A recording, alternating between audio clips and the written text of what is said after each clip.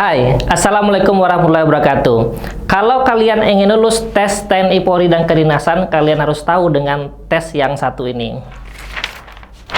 Tes ini biasa disebut dengan tes koran, karena memang ukurannya sama seperti koran. Dan pada kesempatan kali ini kita akan membahas seperti apa cara mengerjakan tes Pauli yang baik dan benar, seperti apa cara ataupun sistem penilaian daripada tes ini, dan kesulitan apa saja yang biasa dihadapi oleh peserta saat menghadapi tes ini. Pertanyaan yang paling sering ditanyakan adalah, apa sih perbedaan antara tes Kraepelin dengan tes Pauli? Perbedaan yang paling mencolok adalah dari cara pengerjaannya dan instruksi pengerjaannya. Tes Pauli dikerjakan dari atas ke bawah dengan instruksi garis, sementara tes Kraepelin dikerjakan dari bawah ke atas dengan instruksi pindah. Pertanyaan yang paling penting adalah bagaimana sih cara mengerjakan tes Pauli ini dan seperti apa sistem penilaiannya, kita akan bahas. Jadi untuk pengerjaannya, tes Pauli adalah dengan menjumlahkan angka dari atas ke bawah. Sebagai contoh, saya akan tulis di layar.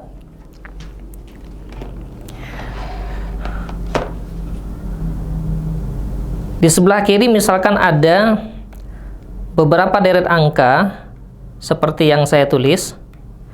Maka tugas kita yang pertama adalah menjumlahkan angka-angka yang berada di sebelah kiri.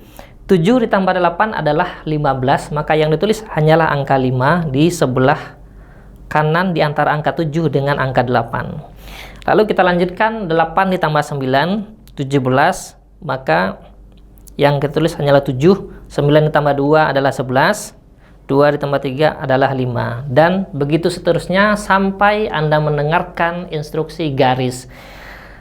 Apabila instruktur menginstruksikan instruksi garis, maka kamu harus menggaris di bawah angka terakhir yang dikerjakan, lalu lanjut mengerjakan angka berikutnya. Lalu sistem penilaiannya seperti apa? Nah, pada umumnya tes kecermatan memiliki 3 aspek penilaian. Yang pertama adalah kecepatan. Yang dinilai adalah seberapa cepat kamu mengerjakan tes tersebut, dan yang kedua adalah ketelitian. Ketelitian ini mengukur tingkat konsentrasi seseorang, apakah dia mengerjakan tes tersebut benar atau tidak. Jadi selain cepat juga harus benar. Dan yang ketiga adalah kestabilan. Kestabilan tujuannya adalah untuk mengukur apakah peserta memiliki daya tahan dalam bekerja. Jadi kalau di awalnya cepat, maka di tengahnya cepat, sampai akhir cepat. Hal ini untuk menilai gaya bekerja seseorang, karena ada beberapa orang bekerja awalnya cepat, lalu akhirnya pelan, dan semakin akhir semakin hilang konsentrasi dan semakin pelan. Kalau penilaiannya ada 3 aspek, kecepatan, ketelitian, dan kestabilan, lalu seperti apa tips dan trik untuk bisa menyelesaikan tes ini? Yang pertama kita bahas bagaimana cara mengerjakan tes ini dengan cepat. Banyak peserta yang terkendala dengan beberapa angka. Ambil contoh ketika menjumlahkan angka 8 ataupun angka 9 dengan angka lainnya. Maka tips yang pertama adalah ketika kamu bertemu dengan angka 9. Jadi misalkan di sini ada angka 7, ada angka 9, ada angka 6. Maka tips yang pertama adalah ketika kamu bertemu dengan angka 9, supaya tidak bingung bagaimana cara menjumlahkannya atau berapa jumlahnya 7 ditambah 9, maka angka 7 sebagai angka yang lebih kecil cukup dikurangi 1. Jadi 7 dikurangi 1 adalah 6. 6 dikurangi 1 adalah 5. Jadi kalau 7 ditambah 9 adalah 16, sama saja yang ditulis adalah angka 6. Dan 9 ditambah 6 adalah 15, sama saja yang ditulis adalah angka 5. Artinya, karena angka 9 adalah angka yang paling besar daripada semua angka yang ada, maka angka berapapun yang bertemu dengan angka 9, baik di atas ataupun di bawah, maka dikurangin 1. Saya berikan contoh lagi supaya lebih jelas. Misalkan ada angka 3, ada angka 9, ada angka 8. Supaya cepat, maka cukup 3 dikurangin 1 jadi 2, 8 dikurangin 1 jadi 7. Angka selanjutnya adalah setiap bertemu dengan angka 8. Misalkan di sini ada 6, di sini ada 8, di sini ada 5. Setiap angka yang lebih kecil dari 8 bertemu dengan angka 8, maka angka tersebut dikurangi 2.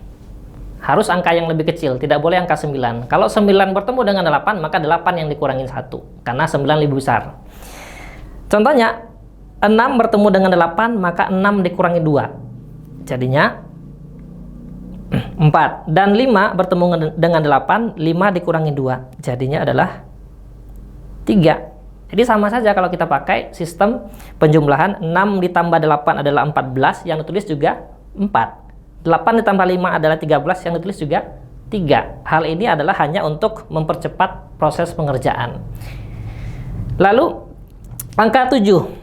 Angka berapa saja yang bertemu dengan angka 7 dengan syarat angkanya harus lebih kecil dari 7. Maka angka tersebut dikurangi dengan 3. Contohnya, 6 ketemu 7, lalu ketemu lagi dengan 4. Maka 6 dikurangi 3 jadi 3. Jadi nggak bingung nambahin 7 tambah 6 berapa ya? 6 tambah 6 12 tambah 1 13, bingung kan? Langsung saja 6 dikurangi 3 jadi 3. Lalu 4 dikurangi 3 jadi 1. Sama kan? 6 ditambah 7 adalah 13, yang ditulis adalah angka 3. Sementara 7 ditambah 4 adalah 11, yang ditulis adalah angka 1. Itu adalah tips bagaimana mengerjakan dengan cepat. Nah, sekarang kita lanjut bagaimana mengerjakan dengan teliti, artinya dengan benar. Benar artinya kamu harus tetap menjaga konsentrasi selama proses pengerjaan. Dan yang paling sering salah adalah saking cepatnya tulisannya susah untuk dibaca. Contoh, karena cepat susah untuk membedakan ini angka berapa, angka 5 atau angka 9. Lalu nulisnya hanya seperti ini saja. Jadi pembaca atau penilai susah, ini angka berapa? Angka 5 kah, angka 9 kah, angka 4 kah? Jadi kesalahan yang paling banyak adalah karena cepat, tidak teliti dalam menuliskan angkanya, atau karena salah. Misalkan di sini ada angka 6, di sini ada angka 7, lalu mungkin nulis 2. Karena 3, maka seperti ini. Dan jadi tercoret seperti ini. Dan ini pun jadi masalah. Jadi si peneliti atau si penilai bingung untuk membedakan ini angka berapa.